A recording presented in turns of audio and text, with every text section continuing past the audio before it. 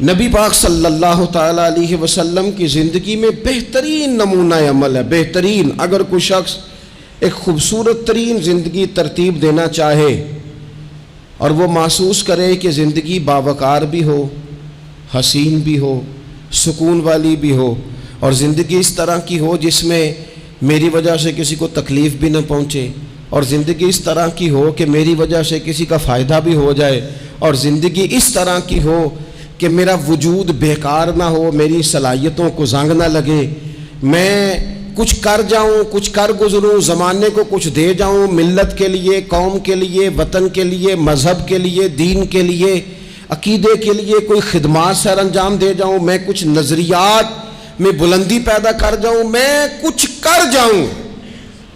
اگر کچھ چاہے کہ میں کچھ کر جاؤں تو لَقَدْ كَانَ لَكُمْ فِي رَسُولِ اللَّهِ أُسْوَةٌ حَسَنَةٌ، پھر اس کے لیے میرے نبی پاک کی زندگی ایک بہترین نمونہ ہے، بہترین نمونہ۔ ہم نہ جب کچھ کرنا بھی چاہتے ہیں نا تو تب بھی نہ اس میں پہلے اپنا آرام سائیڈ پہ کر لیتے ہیں، اپنا سکون سائیڈ پہ کر لیتے ہیں، اپنا کھانا پینا، اپنا نفع سائیڈ پہ کر لیتے ہیں، پہلے ساری چیزیں اپنی ذات کی اس میں سے مائنس کر کے پھر ہم کچھ کرنا چاہتے ہیں۔ تو ایسے تو نہیں نہ کچھ ہوتا، نہیں کرنا کچھ نہ پڑے، نام زیادہ ہو، خدمت کوئی بھی نہ ہو، نمبر پہلا ہو، ڈیوٹی کوئی بھی نہ ہو، اجر سب سے زیادہ ہو۔ باتوں کے ساتھ جو لوگ پلاؤ پکاتے ہیں وہ زیادہ بھی گھی ڈالنے تو خرچہ کوئی نہیں آتا، مسالہ جات مہنگے استعمال کریں، باتوں سے جو پلاؤ پکانا ہے۔ اور اگر کسی نے عملاً آنا ہے تو پھر تو میرے بھائی یہ شہادت گاہ الفت میں قدم رکھنا ہے۔ لوگ آسان سمجھتے ہیں مسلمان ہونا۔ آپ تھوڑا سا اس آیہ مقدسہ کا پس منظر سمجھیں گے۔ یہ آیت نازل کب ہوئی؟ یہ آیت نازل ہوئی ہے غزوہ خندق کے موقع پر۔ سارے عرب قبائل جمع ہو کے یک بارگی انہوں نے حملہ کر دیا مدینہ طیبہ پہ، اور زمینی حقائق یہ ہیں، اندر کی صورتحال یہ ہے کہ یہودی جو بڑی دیر سے معاہدہ کیے ہوئے تھے مسلمانوں کے ساتھ، انہوں نے معاہدہ بھی توڑ دیا۔ منافقین مدینہ طیبہ میں جو بڑا اظہار کرتے تھے ظاہری جملوں اور لفظوں کے ساتھ، وہ پیچھے ہو گئے۔ قحط کا زمانہ ہے، معاشی حالات بھی بڑے سخت ہیں۔ اب ان حالات میں سارے کا سارا عرب کفر جو ہے وہ جمع ہو کے آ گیا۔ اب حضور نے ان کے خلاف کھڑے ہونا ہے، صحابہ کو جمع کیا گیا، مشاورت کی گئی، اب کیا کیا جائے۔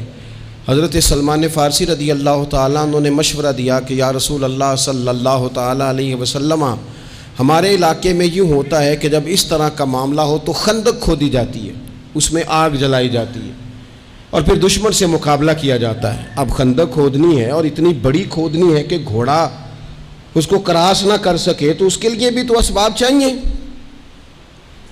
یعنی اندر بھی حالات اس طرح کے نہیں ہیں، جو مدینہ طیبہ کے اندر جو آبادیاں موجود ہیں وہ بھی سارے ظاہری طور پر ساتھ چھوڑ چکے ہیں، اور سامنے جو لوگ آئے ہیں وہ سارے جمع ہو کے یکبارگی آئے۔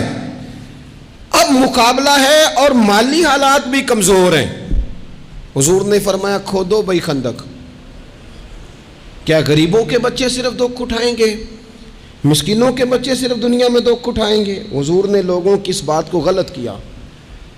جس طرح باقی لوگ خندق کھودنے میں مشغول تھے، اللہ کے رسول خود بھی مشغول ہو گئے۔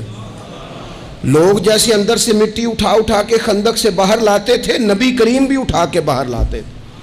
جتنی محنت دوسرے کر رہے تھے حضور اس سے ڈبل کر رہے تھے، بلکہ صحابہ فرماتے ہیں درمیان میں کچھ ایسی چٹانیں آئیں جو ہم سے نہیں ٹوٹتی تھی، تو حضور نے فرمایا مجھے دونا تھوڑا، مجھے دونا اوزار، میں تمہیں توڑ کے دیتا ہوں۔ حضور نے باقاعدہ عملاً اس میں کام کیا۔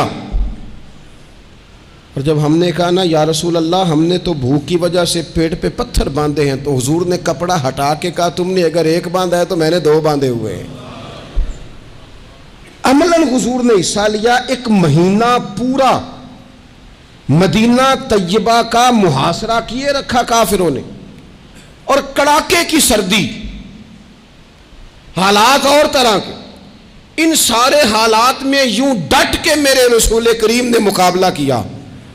یوں ڈٹ کے مقابلہ کیا کہ وہ جو آئے تھے نا مہینہ پورے کے لیے اور سارے جمع ہو کے آئے تھے، نتیجہ یہ نکلا کہ وہ ایک دوسرے کو برا بھلا کہنے لگے. تو غدار ہے، دوسرا قبیلہ کہتا تو غدار ہے، تو نے کہا تھا جیت جائیں گے، تو ہمیں لے کے آیا تھا، تو نے شرارت کی تھی. ایک مہینہ محاصرہ کرنے کے بعد وہ سارے وہاں سے خائب و خاسر ہو کر ذلیل و رسوا ہو کے نکل گئے. اور ان سارے حالات میں حضور یوں ڈٹ کے کھڑے ہوئے کہ کمزور پڑنے والے لوگوں سے، پریشان رہنے والے لوگوں سے، چھوٹی چھوٹی باتوں پر گھبرا جانے والی امت سے، اور ذرا ذرا سی باتوں پر ٹینشن طاری کر لینا اور کالا جادو ہو گیا، نظر لگ گئی اور فلانا آ گیا اور فلانے کی وجہ سے ایسا ہو گیا اور فلانے نے مجھے یوں کر دیا اور فلان کی وجہ سے میں کامیاب نہیں ہو سکا اور فلانا میرے ساتھ چلتا. تو اللہ کریم نے ان ساری کمزور باتیں کرنے والے ہم جیسے لوگوں کو سمجھایا کہ یہ حالات دیکھو اور میرے رسول کا ڈٹنا دیکھو، اور ان حالات میں بھی پورے کفر کو بھگا دینے کا انداز دیکھو. لَقَدْ كَانَ لَكُمْ فِي رَسُولِ اللَّهِ أُسْوَةٌ حَسَنَةٌ، فرمایا تمہارے لیے میرے محبوب کی زندگی میں بہترین نمونہ ہے.